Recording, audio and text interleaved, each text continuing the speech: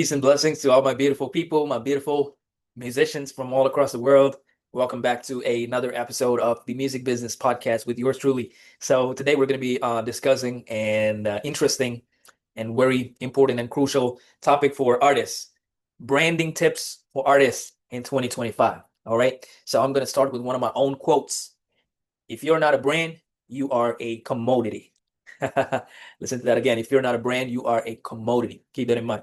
So your brand is not just your logo, right? It's your aura, right? Branding starts with energy, what people feel when they come across you, right? So that's why it's important to stay authentic, stay true to yourself, and really showcase yourself as your brand, right? So you want to ask yourself, what three emotions do I want fans to feel when they hear my name, right? So you got to ask this yourself, very honestly, right? What three emotions do I want fans to feel when they hear my name, right? So this will be a great way for you to figure out, what kind of brand you want to have, what kind of a look, style, sound that you want to have as an artist, right? So a big mistake that I see with a lot of emerging artists, right? A lot of new artists, a lot of independent artists who's trying to break into the industry is, these artists are yet to figure out, what kind of brand they are, right?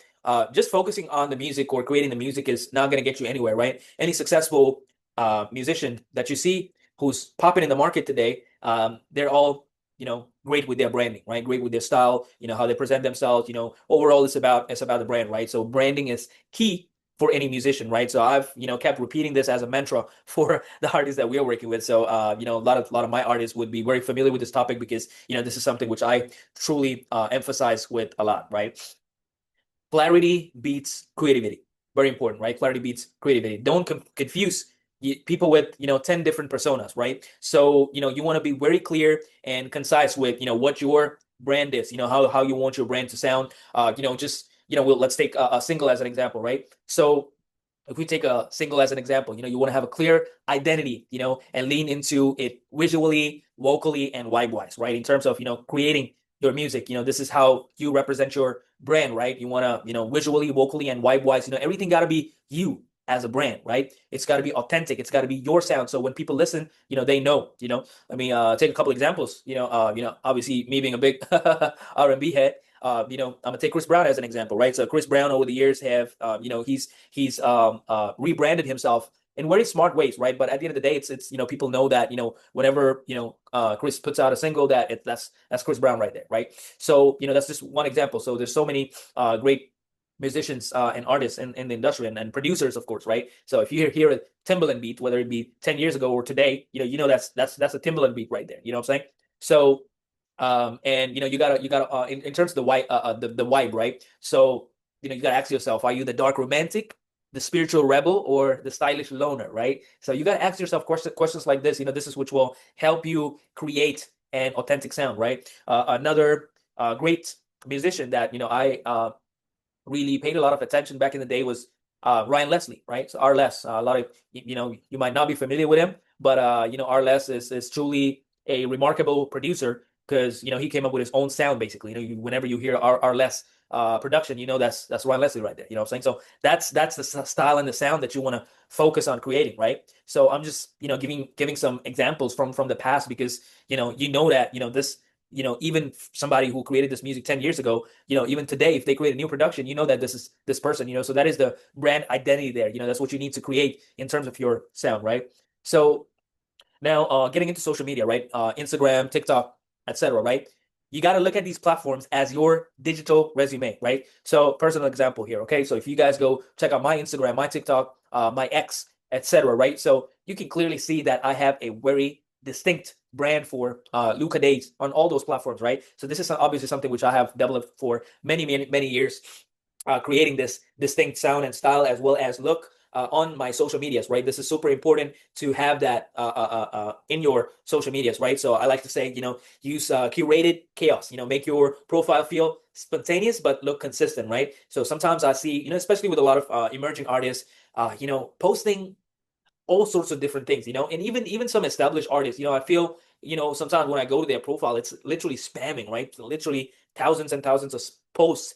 And, I mean, there's no one size fits all in this industry. You can, especially, if you got 50 million followers on Instagram, you can pretty much post whatever the hell you want to post. So, but, as a ground rule for myself, I always believe in quality over quantity, right? This is one of my, personal philosophies. So, have that brand in whatever that you post. Don't post something which is totally outside your brand one day, and then the next day you post something it's kind of in your brand. You shouldn't be doing that. You should try to stick to your brand, right? Also, keep your personal things, any personal or political or whatever, all those things, keep all that shit away from your professional Instagram or TikTok page. Keep another page for all that type of shit. You know what I'm saying? And also pay some attention to color palettes, fonts, captions, etc. Just to have that sort of consistency there. This is not a huge thing. You don't really have to pay too much attention to all that. But as a general rule, you can sort of pay a little attention to all that as well, right? Storytelling over self-promotion is another very important thing. So post less, look at me now, and more, this is what I learned from the grind. You know what I'm saying? So try to educate people, try to have some sort of relatability with your fans and your followers, etc. This is more important over vanity. Show process, not just product. So I'm not saying you don't want to post your luxury vacations. You know what I'm saying? He was in vacation in the Maldives. He was in somewhere in Monaco, Dubai. You know what I'm saying? I'm not saying, not to post those things, or your Gucci bag, or, you're in the private jet or whatever, feel free to do that. But don't just focus on that. Try to keep it authentic. When I go to Instagram today, I see everybody posting their fucking, private jets and Gucci's and Louis and this and that. You know what I'm saying? It gets kind of boring at some point. But hey, like I said, there's no one size fits all. Do your testing and see what works for you. Global branding, local authenticity equals worldwide access, right? So speak your truth, what I'm saying? Your language background, but make it accessible to global fans, right? So you don't want to restrict yourself, you know what I'm saying? So if you're a musician from overseas, whether you're from, somewhere from in Europe or Russia or Asia or Africa, wherever, keep it authentic all the way, you know what I'm saying? But at the same time, see how you can offer, worldwide access, because global branding is important, right? So, one of our success at Bentley Records is, we're a global operation with also a focus with a hyper local culture as well. You know what I'm saying? So we work with artists from all around the world, but we also have a very big focus on local culture access too. So keep that in mind. You know what I'm saying? Don't just be a brand.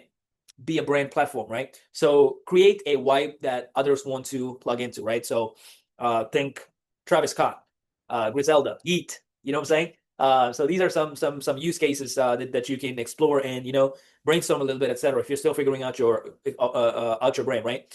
Invite fan participation. This is super important. I don't see a lot of emerging artists, a lot of new artists focusing on this. So this is really important.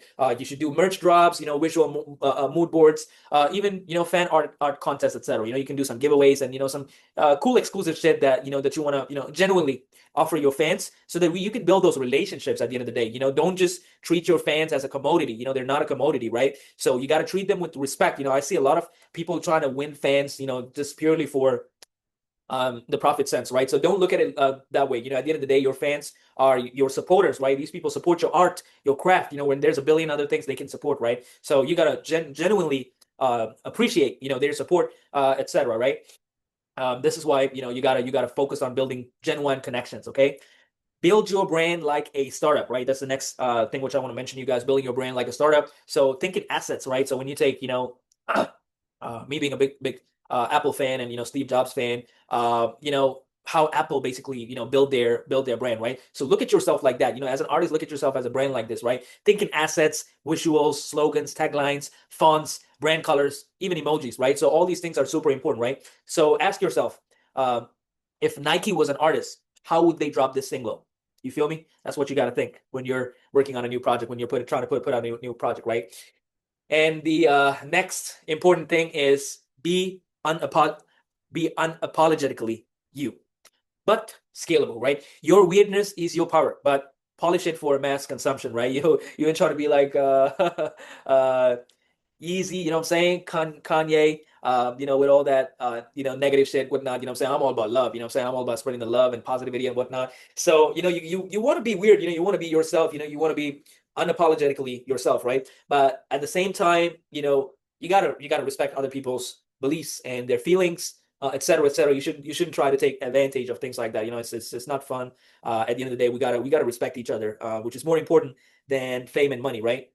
That's how I see true success being created. Kanye might have been a great musician some years ago, but I've lost all my respect for him, and recently, due to his arrogant behavior. It's not necessary at all. You can stay respectful and you can be weird at the same time, right? So recently, one of the artists that I noticed is slowly becoming weird is Justin Bieber, right? So Justin Bieber is unapologetically showcasing his weirdness to the world, staying respectful at the same time, right? He ain't talking shit about nobody or whatever. Miley Cyrus is another great example. Britney Spears from back in the day. So these sort of marketing and branding works really well, but you got to figure out your own way. I'm not saying this is some sort of marketing gimmick that you should use, but um, explore all this. That's what I would say, right? Um, Authenticity plus presentation equals longevity. Keep that in mind, right? Now, consistency is bigger than hype, right? So one post a week with intention will outperform 3 viral moments with no follow-ups. Okay, listen to that again. So this is why it's important to be consistent, but do it with intention. Whether you're going to be posting once a day, on different platforms or whatever, or multiple times a day or whatever it is. Don't try to spam and do too much. Try to stay consistent, but with intention, right? I'm sharing all this with my own examples, right? Things which have worked for me personally very well, right? So I'm not telling about somebody else. I'm talking about myself personally here, right? So the final gem that I want to share with y'all is always remember the brand outlives the buzz, right? The brand outlives the buzz, right? Streams fade, algorithms shift, but a feeling people associate with you, that sticks forever, right? So, when you take the legends like Michael Jackson, right? Elvis Presley, Biggie and Tupac, right? All these Bob Marley, right? All these timeless musicians, right? If you want to go a little bit back, Mozart, Bach, Beethoven, right? All these incredible musicians from the past. It wasn't about the hype. It wasn't about some marketing gimmick or whatever. They've created incredible brands for themselves through their music, through their style, unique styles, etc. And that is truly timeless, right? That is what you should focus on, right? Being timeless, creating a timeless brand that people can identify with, and not some short-term thing that you're trying to do. That brings us to the end of today's podcast on the music business. I hope you guys utilize this information and create incredible brands. At the end of the day, it's about the art that you create through your brand and the art that you want to share with the world. That is what the universe and God wants you to do. So let's do some amazing things, my friends. I wish you all a blessed day and much love. Peace.